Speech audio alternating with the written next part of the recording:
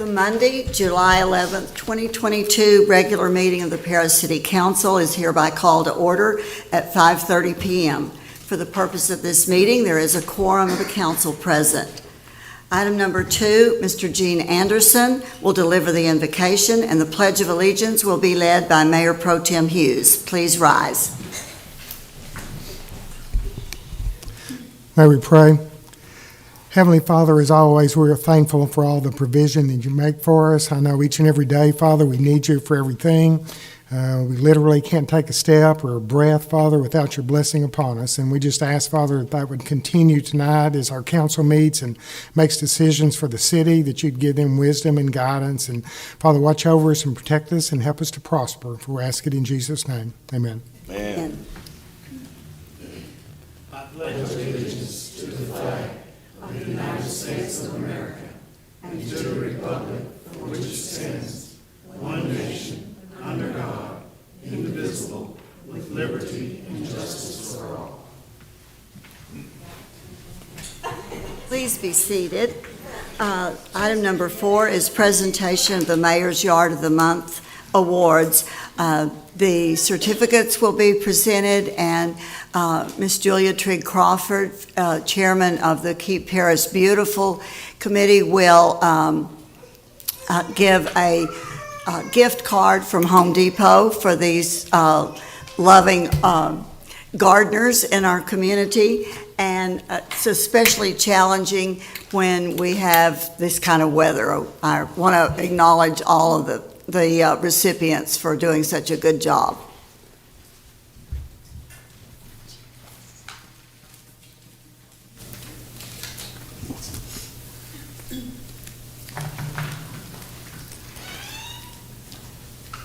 And if it's in your district, would you please come down and get a photo with the winners, please?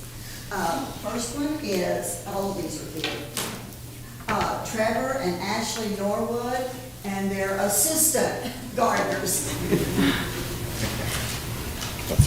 And they are from the northeast quadrant of the city. Congratulations. Thank you. Hey, well, you've got one missing. Yes, she has cheer. And, okay. Okay. Well, come on, get in the picture. Maybe it's behind. Here, look this up. Oh.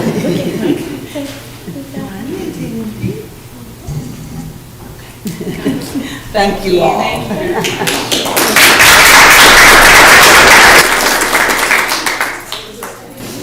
All right, and from the northwest quadrant, Patricia Moore. It was a very hot day when we delivered her sign, and she invited us in under the air conditioning. Thank you so much, Ms. Moore. Here you go. Thank you. They're cousins. Oh, excuse me.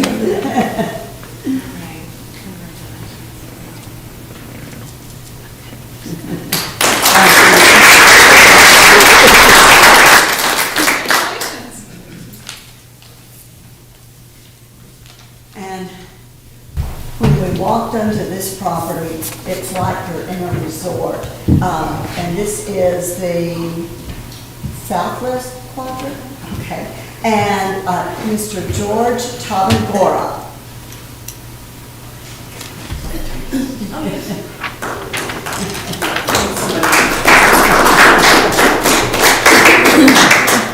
That'll buy you a plant or two there.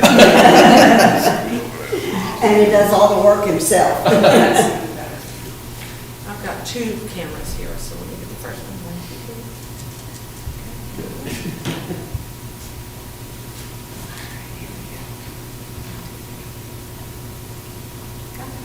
Thank you so much. And from the southeast quadrant is Mr. and Ms. Jim and Sandy Lassiter.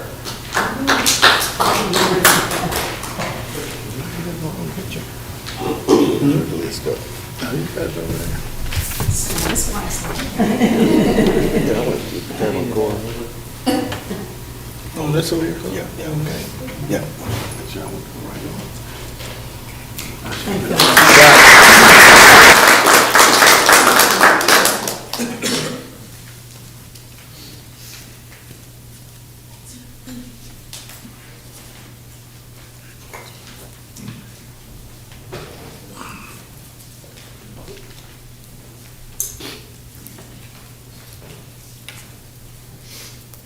Item B on the is the Citizens Forum.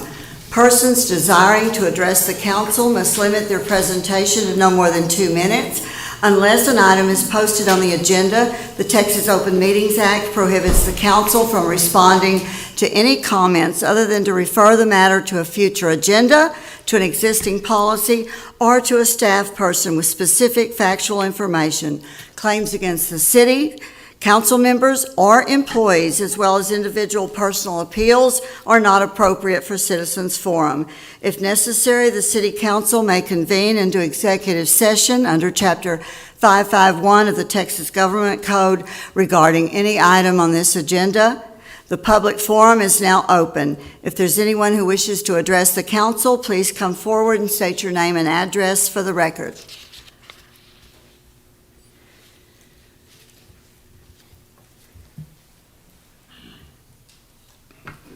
My name is James Belcher. I live at 444 5th Street Northeast in Paris, Texas.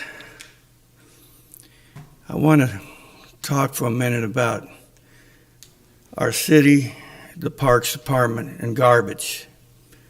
On the corner of 5th and Tudor, we have a garbage can. The city pays for that can. Other citizens don't enjoy that right.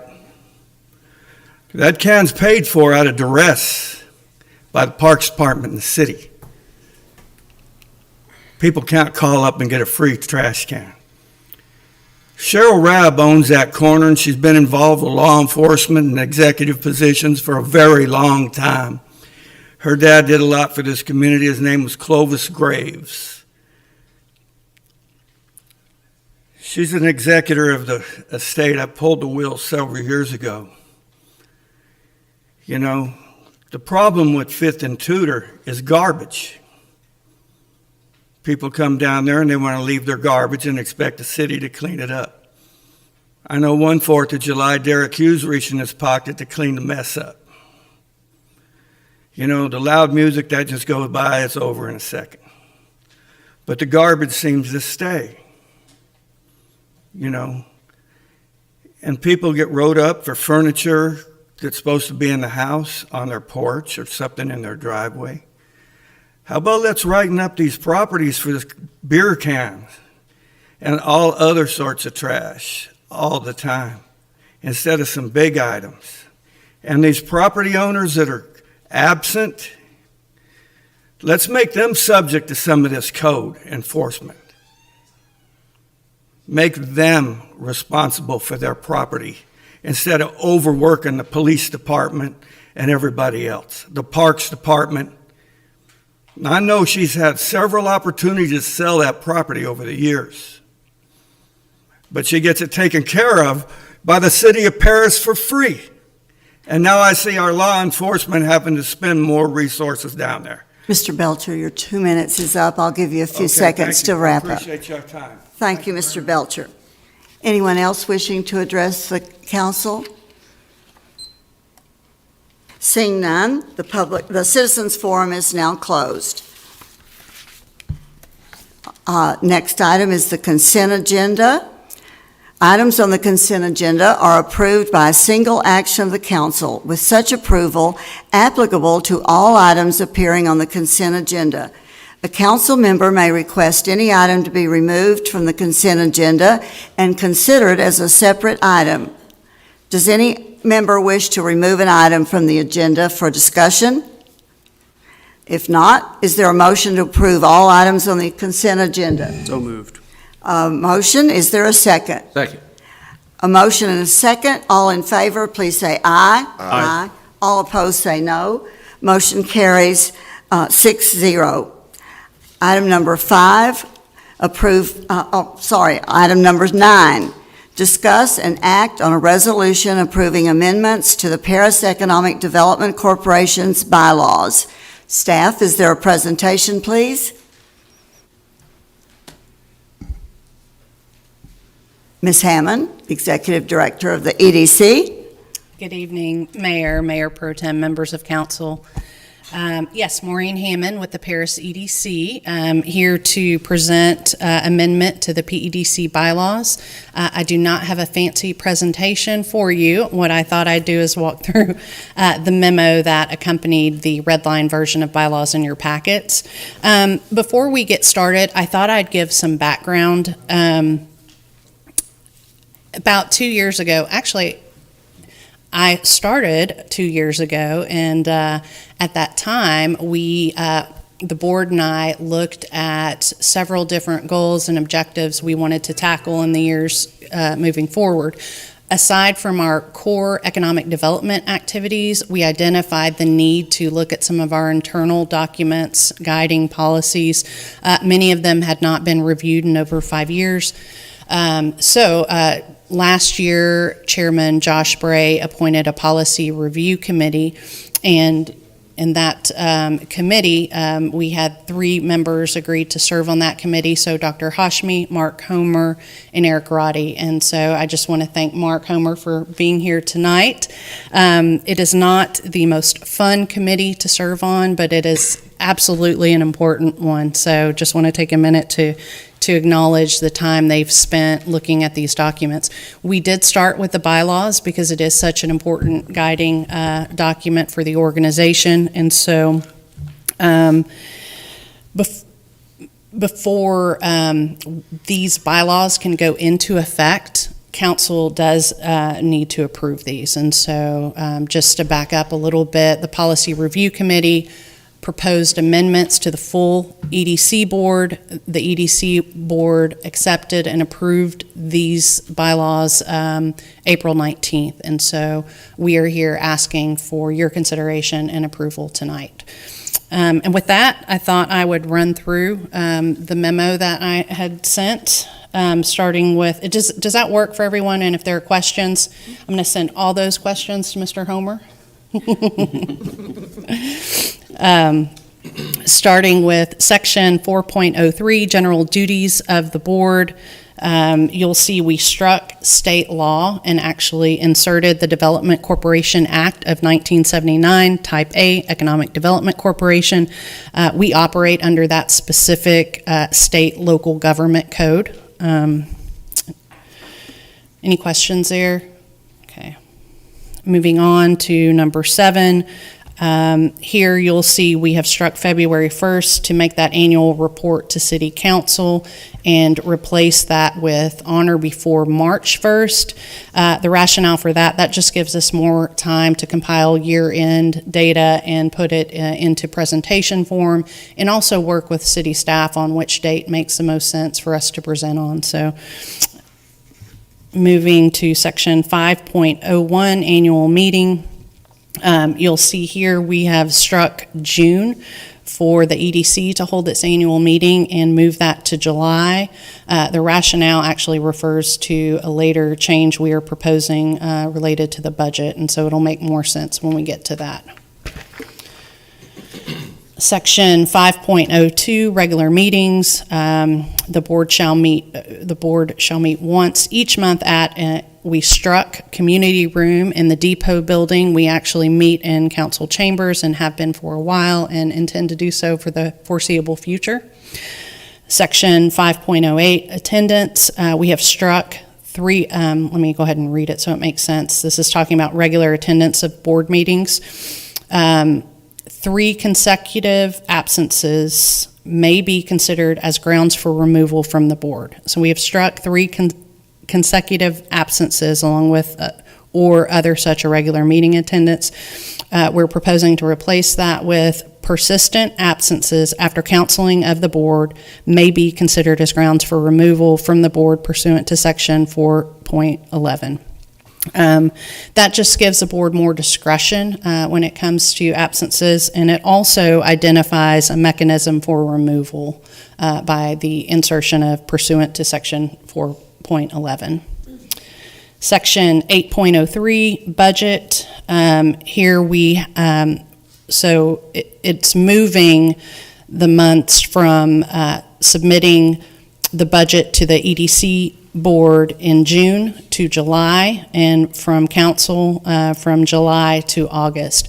So essentially, that just gives us more time to prepare the budget. We did speak with Grayson and Jean to make sure that coincides with when the city needs our departmental budget for the city's budget, and that timeline seemed to work.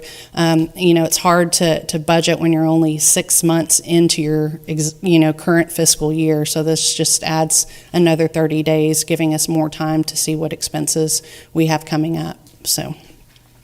And then Section 811, that is just a minor wording change. It does not change the meaning of the language. And I believe that wraps it up. Are there any questions? Thank you. I'd just like to clean up. I know we discussed some of these in the past, but it kind of sets a good time frame for things. And it was confusing in the past of when is the budget prepared? When is it come forth to council? This is a good cleanup, so I'm glad that you proposed these.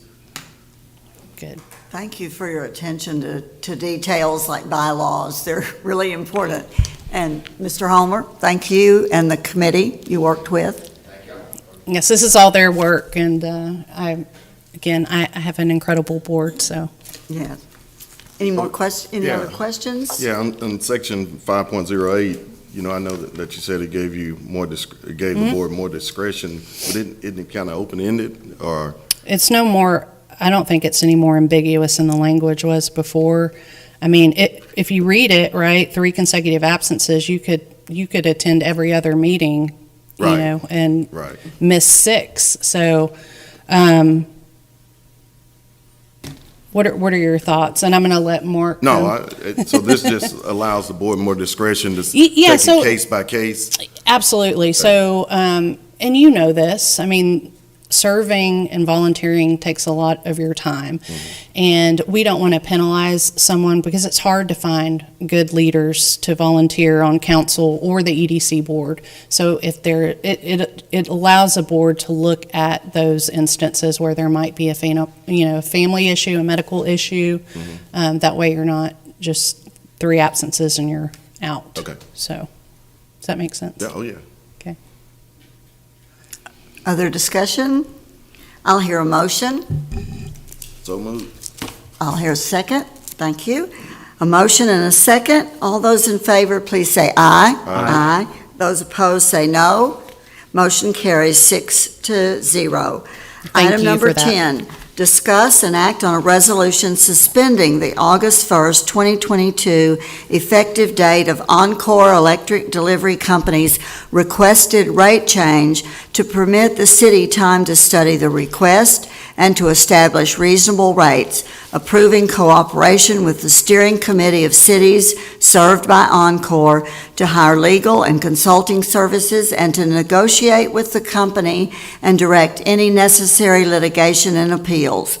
Finding that the meeting at which this resolution is passed is open to the public as required by law, requiring notice of this resolution to the company and legal counsel for the steering committee. Mr. Anderson, you have a presentation, please. Yes, Mayor. Back in May, Encore filed a notice of their intent to raise their utility rates system-wide. In particular, I think I pointed out in my memo that residential customers would be impacted strongly, 11.2%, with what their average bill would go up. The rate increase will become effective automatically August the 1st, unless the City Council votes tonight to suspend that, which would give us 90 days to study the increase to see if there's anything that's unnecessary that's in that. After we've had time to do that, we will come back to the council, make a presentation of what was discovered, and make a recommendation for y'all to act upon. Thank you. Any questions of Mr. Anderson? Hopefully we can, with the group of cities, how many cities? About 125. 125 cities, that we will have a voice to avoid an increase to our citizens. Mayor Portugal, I had a quick question. Mr. Anderson, has this been conducted before, this 90-day, I guess? We have. We've done it before. We Have we? typically do it because until they file it and we have time to study it, and, we really don't know if they have things in there that are inappropriate. And normally we do find things that, they agree to take out and ends up with some sort of reduction. I will note for the record, we work with a lot of, through United Way, we work with a lot of homes and tenants that, already have a tough time making ends meet. And so there is a utility program out there that, the United Way will incur some of the costs. It's a one-time in the lifetime to help that tenant or that household. But it is just a shame to see prices continuing to go up on so many things. And I know it's kind of across the market. I understand that. But I sure do pray that this 90-day study, along with the 125 cities, that we stick it to the man and figure out something to get some affordable rates. Any way we can help, I would love to help in that matter. I mean, I'm not a lawyer, but whatever I can do to help, we're all here, Right. We all pay electric bills, so we're all got a vested interest. Yes, sir. Any more discussion or questions of Mr. Anderson? I'll hear a motion. I move that we approve the resolution suspending Encore's proposed rate increase for the 90 days in order to examine the validity of this request. And a second? I'll second. Thank you. A motion and a second. All in favor of the resolution, please say aye. Aye. All those opposed say no. Motion carries 6-0. Item number 11, discuss and act on the water contract with Paris Generation LP, known as PGen, and authorize the city manager to execute all necessary documents. Mr. Anderson? Okay. Paris Generation is one of several contract water customers that we have. Their contract periodically expires and needs to be renewed. So we worked with our water rate consultant, Chris Eckroot, which you all know. We reviewed the old contract, made some updates to it, and presented that to the company. They've already actually agreed to everything that we did in terms of an update to that. So we're bringing that back to the council. I noted in my memo some of the things that were in there. They'll continue to have an annual rate review as part of the rate study. We increased their reservation rate for the water that we guarantee that we will provide them if they need it. As an electrical provider, they have to be able to prove and document to the state that they have availability to a certain quantity of water. So we agree to guarantee that. They've never used that water and probably never will, but we charge them a fee in this contract just to reserve that because we can't sell it to somebody else if we're holding it for them. And so that rate was increased, plus there was an escalator clause so that it automatically goes up in the future for that. And they also agreed to pay for 25% of the rate study up to $10,000. So we think it's a good contract and recommend that y'all approve it. Thank you. Any questions or discussion? Is this within line on our I'm assuming is this backwater, or this is water that's been treated going back, or is this directly out of the plant? Ask the question, I missed it. So like this is for the coolers for the power plant, I'm assuming. Yes. Okay, so is this treated water out of the sewer plant, or is this treated water out of the freshwater plant? It's treated water out of the water plant. So it's coming fresh water out of Pat Mason? Yeah. Okay. Any other questions? I'll hear a motion. I move that we approve the water contract with PGen and authorize the city manager to sign the agreement for the city of Paris. All right, a second? Second. Motion and a second. All in favor, please say aye. Aye. Aye. Opposed, say no. Motion carries 6-0. Item number 12, discuss and act on an ordinance amending Article 4.03, substandard and dangerous buildings and structures of the Code of Ordinances, Building and Building Regulations, to authorize a salvage program for substandard structures. Mr. Vine. Mayor, Mayor Pro Tem, members of council, I'm excited to bring this amendment proposal to you this evening. The City of Paris currently has over 100 homes within the city on a list to be demolished. The list consists of houses that have burned either partially or completely, houses that pose a health and safety risk and are unsafe structures. Traditionally, when the city demolishes a house or a structure, all of that building material then goes into a dumpster that ends up in a landfill. The city pays a tipping fee for all these dumpsters, and the cost is calculated by the ton. The dumpsters with the remnants of the houses are emptied into a landfill and eventually covered with more refuse and earth. While the city initially pays for the demolition of the houses, the property owner is responsible for the cost, and the demolition lien is placed on the property. If the lien is not paid, the city does not recoup the initial cost of the demolition. Reducing the demolition waste, which is what this program will do, from some structures that would otherwise go to landfills, can save the city from paying higher landfill tipping fees. Less money spent on landfill tipping fees will allow budgeted funds to demolish more homes throughout the city that are on the list and speed up the process of creating housing infill. With, again, the large amount of houses on this list and the limited funds dedicated for this purpose, a combination of a deconstruction and traditional demolition program seems to be a viable option for the city. There are cities such as San Antonio, Pittsburgh, and Portland that are obviously much bigger, and we've been talking to at least San Antonio. We're recommending a hybrid of a program that they have. A deconstruction program allows for a contractor to remove building materials prior to demolition, and it provides the following benefits. It reduces the overall cost of building removals and demolitions, removes the overall amount of the abatement lien on the property, provides lower cost building materials to the community. It can be recycled and reused.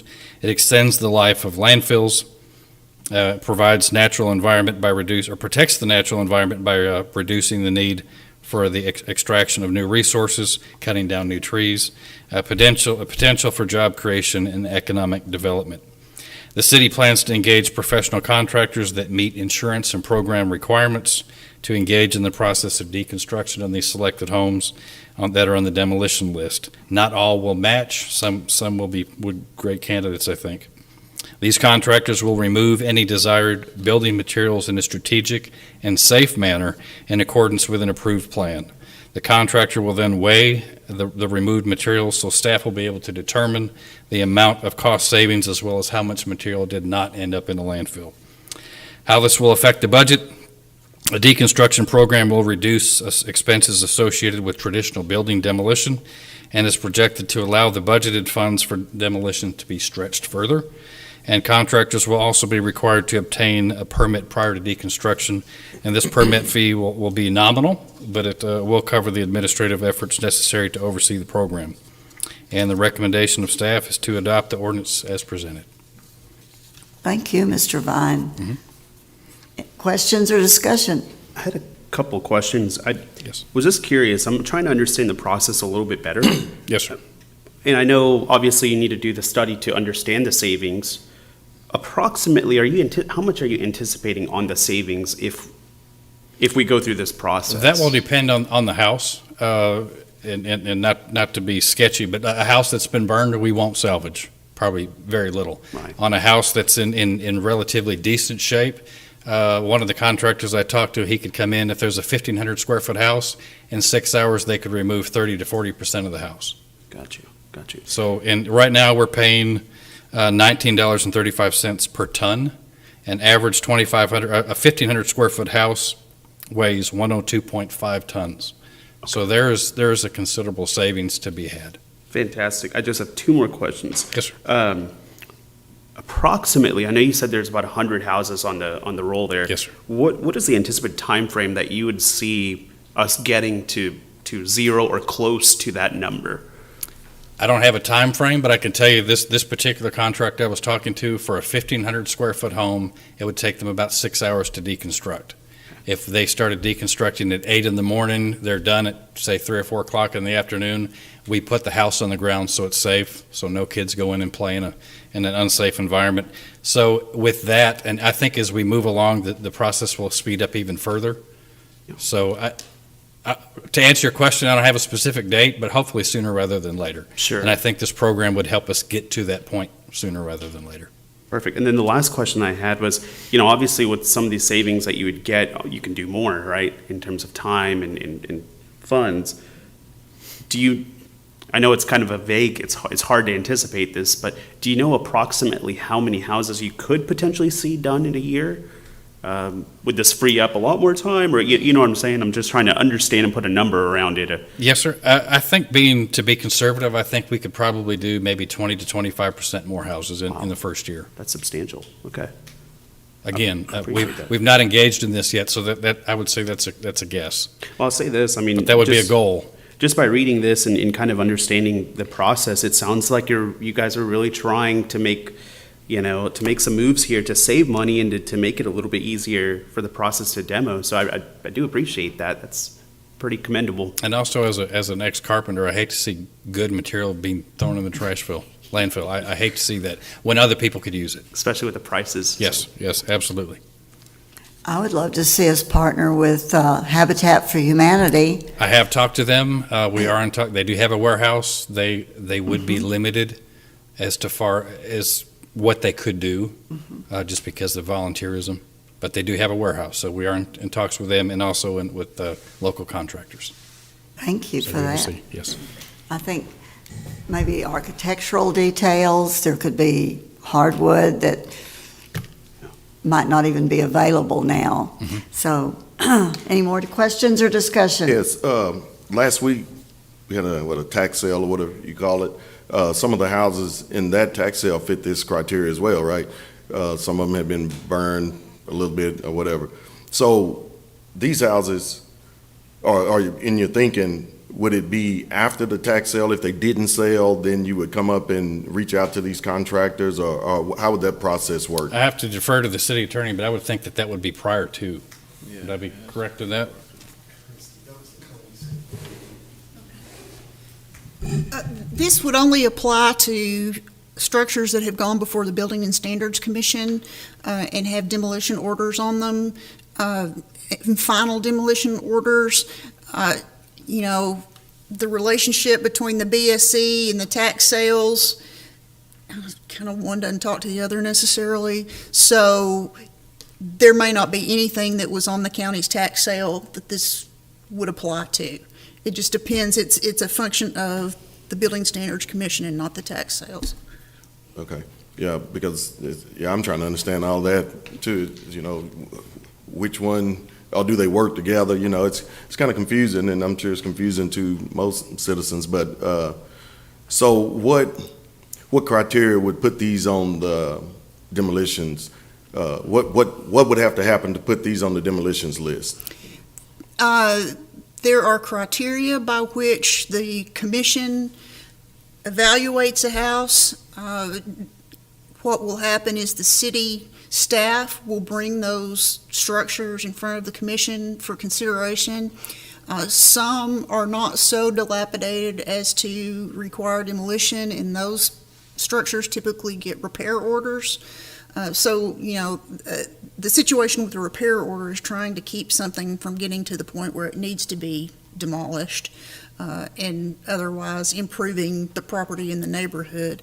So, if it is unable to be reasonably repaired, and that kind of is, you take into account people's resources and, some person may have the resources to salvage something that is a regular person couldn't do.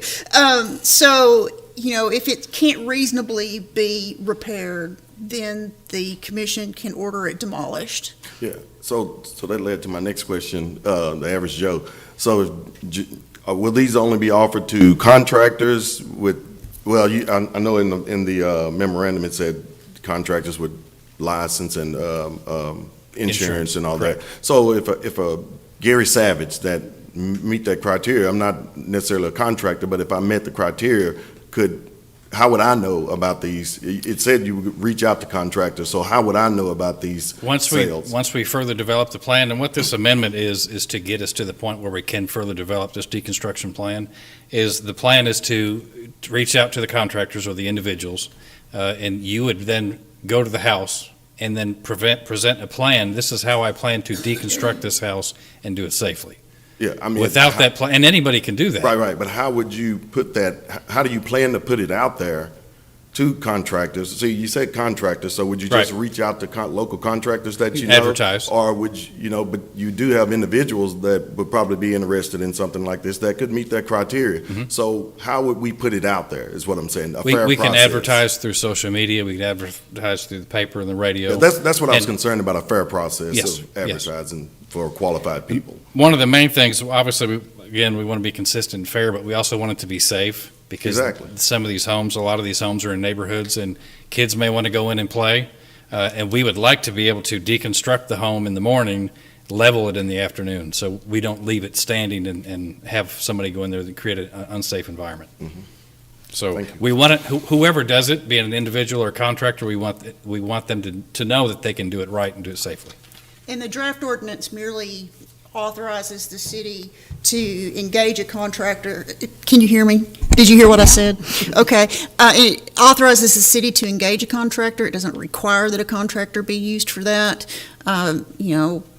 If it's possible at some point, I suppose, that if city was staffed up enough, the city could actually engage in those activities itself, but that seems unlikely at this time with staffing levels. But there's room for that in the ordinance. It's not so specific that it's limited to one thing, and it's certainly not limited to any particular contractor. Thank you. I also love the idea that it saves us money and extends the life of the landfill, because I've lived in a community that you run out of landfill, you've got to get a new landfill permitted, and TCEQ is very picky about that, and so are neighbors to your property, so we want to make the life of that landfill last a long time. Any other questions? I'll hear a motion. Make a motion to amend the ordinance as presented. Second. Thank you. All those in favor, please say aye. Aye. Those opposed, say no. Motion carries 6-0. Item number 13, discuss and act on a resolution approving an interlocal agreement with North Lamar ISD related to a collector street in the new elementary school development. Mr. Path? Yes, as the city council is aware, we've been working with North Lamar ISD as they've been going through the process of developing a new elementary school on the property north of their current campus. And so they brought to us back in April 25th a plat for this purpose. We dedicated a 60-foot new right-of-way in that along the property there. So a part of our master thoroughfare plan, there would be a collector-sized street going along the northern edge of that property. So as part of this arrangement, we have agreed to upsize their 24-foot road requirement that they need for their purposes to a 39-foot collector street. So to do this, we have formed an interlocal agreement to where we will pay for the upsize costs. They have bid the process out. They're working with HWH locally to oversee the construction of this project. Working with our engineering firm, Hayter Engineering, the contracting engineer for the city, they have reviewed the cost and determined that the price of $162,079.71 is a fair and accurate upsize cost to go from 24-foot to 39-foot. Therefore, you have in front of you tonight an interlocal agreement to accomplish that. We have agreed with them to reduce some minimal reduction of some landscaping requirements, as well as our codes typically require when you develop a road to put sidewalks on both sides of the road. Given the negotiations and given the lay of the land and the development, we are agreeing to develop a sidewalk on one side, which is the school side of the project for now, and that will be phased in once TxDOT does their future sidewalk project along North Main. So those are all part of the negotiations, and so tonight we recommend approval of the interlocal agreement with North Lamar ISD. Thank you, Mr. Path. Any questions or discussion? Mr. Path, I'll say I really do appreciate reading the information that, the city was willing to help, make some concessions on certain things and to kind of meet the party halfway with the school district.